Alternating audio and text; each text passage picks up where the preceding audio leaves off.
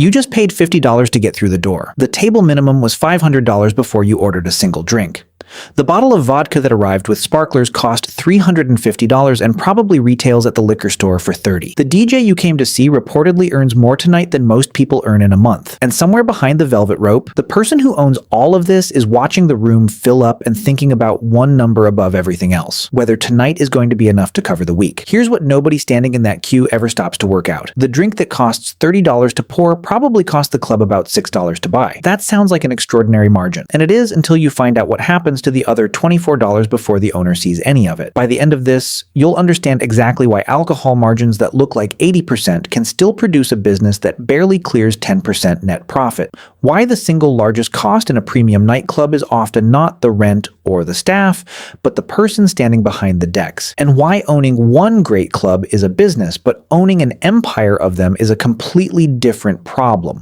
Before we get into the numbers, you need to understand what a nightclub empire actually is, because a single club and a scaled operation are almost entirely different businesses.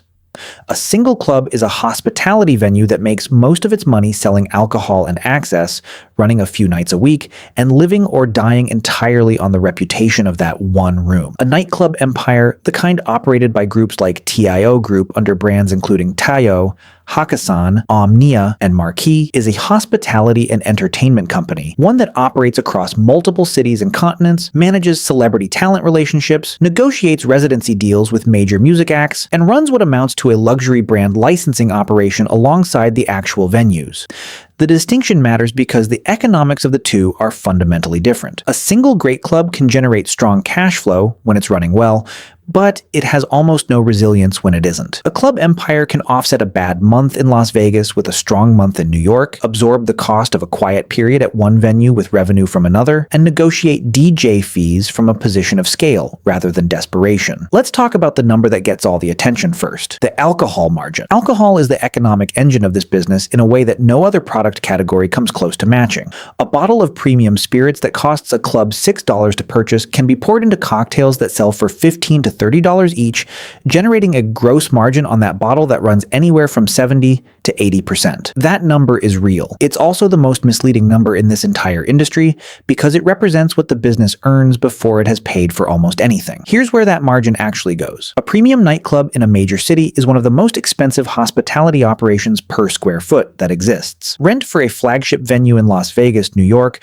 or London can run $45,000 a month or more. And that's before a single renovation or fit-out cost. Building a new premium venue from scratch, the lighting rigs, the sound systems, the bespoke interior design, the technology infrastructure that modern premium clubs require, typically costs between $2 and $5 million at the entry level of the premium market, and significantly more for the flagship venues that define a brand. But the construction cost is really just your ticket to the game. It's the down payment on a business with one of the most unpredictable variable cost structures in entertainment. Here's where that unpredictability actually comes from. The thing that stops most first-time investors cold isn't the rent, and it isn't the licensing fees, both of which are large and fixed and unavoidable. It's the talent cost. A club that wants to be taken seriously in the premium tier of this market in 2026 needs headline acts. And headline acts in the current nightlife market, specifically the electronic music and celebrity DJ circuit that drives Las Vegas and Ibiza, are not cheap. Top-tier DJ residencies at major Las Vegas venues run into fees that can exceed $100,000 for a single night's performance. For the absolute top tier of the market, some of the most in-demand acts command even more. The venue generates significantly more than that on a strong night. But on a quiet night, the math goes the other way very quickly. And here's the fact that stops most first-time investors cold. Alcohol gross margins of 70 to 80% sound extraordinary until you account for what the industry calls the full cost stack. Security is legally mandated, not optional, and a premium venue requires a substantial trained security team that adds significant labor cost. Staff, including bartenders, waitresses, coat check, and management, represent another major fixed cost regardless of how the night goes. Licensing, particularly in markets where liquor licenses can cost hundreds of thousands of dollars to acquire and tens of thousands annually to maintain, adds another layer. And marketing, which in the nightlife business means the complex, expensive, and never-ending process of keeping the venue's name relevant, the guest list fresh, and the right people in the room, adds yet another. Added up, alcohol cost of goods at 20 to 30% of revenue. Staff and labor running roughly 25 to 35% of revenue. Rent and occupancy taking another 10 to 15%. Marketing and promotion consuming 5 to 10%. And a talent line that, for a premium venue, can vary enormously night to night depending on the billing. After all of that, the industry benchmark for net profit margin in even a well-run nightclub is 10 to 15%. The same business that just charged you $30 for a drink kept roughly $3 to $4 of it as profit. Here's the part that separates this from almost every other asset we've covered on this channel. Unlike a theme park or a casino, a nightclub's most valuable product isn't actually what it sells. It's who it's seen selling it to. The entire economic model of a premium nightclub is built around one concept: manufactured scarcity of access. The velvet rope isn't there because there isn't enough room. It's there because the perceived desirability of the room depends entirely on who is already inside it.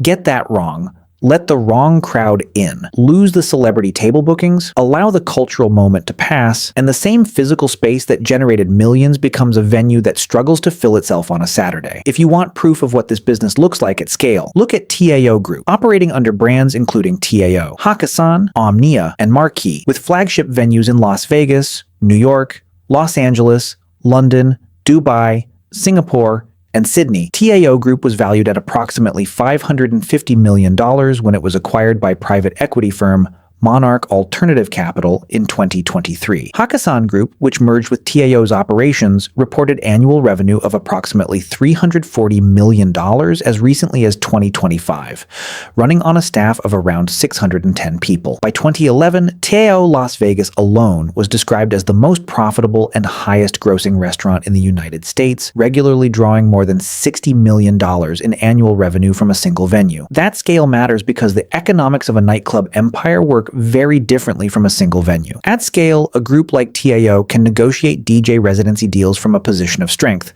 spreading a single artist across multiple venues to reduce the per-venue talent cost. It can manage a brand that attracts talent, press, and celebrity clientele by reputation alone, reducing the marketing cost of keeping each individual venue relevant. And it can absorb a bad month at one property with a strong month at another, giving it a resilience that no single venue operator has. Let's build the two honest scenarios, because this is where the real picture comes into focus. In the good year, or more accurately, the good night, because this business lives and dies on individual nights rather than annual cycles, you have a sold-out New Year's Eve. The headliner is a globally recognized name. Every VIP table is reserved weeks in advance. The cover charge queue stretches around the block. The bar does 3 to 4 times its average nightly volume. And because VIP table minimums represent the single highest margin revenue stream in the entire operation, a venue doing 200 VIP covers at $500 each in minimum spend alone generates $100,000 before a single bottle has been poured. And then, in a quiet week in January, the entire calculation shifts. The headliner for Tuesday costs $40,000. The room does a quarter of its capacity. The bar revenue is a fraction of New Year's Eve, but the rent is exactly the same. The security staff roster is nearly the same. The licensing fees are exactly the same. The insurance,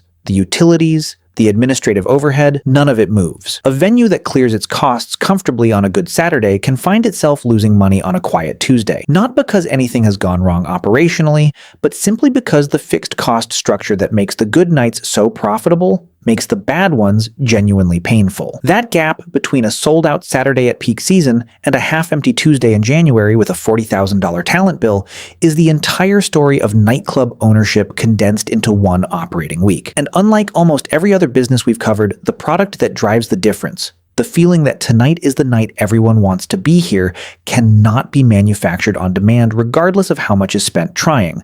So here's the honest question. If the margins are this tight, even in a business with 70 to 80% gross margins on its core product, and the gap between a great night and a bad one is almost entirely outside the owner's control, why do sophisticated investors keep putting money into this industry? The answer, once you strip away the velvet rope, is the same answer that shows up again and again in this series. It isn't really about the drinks.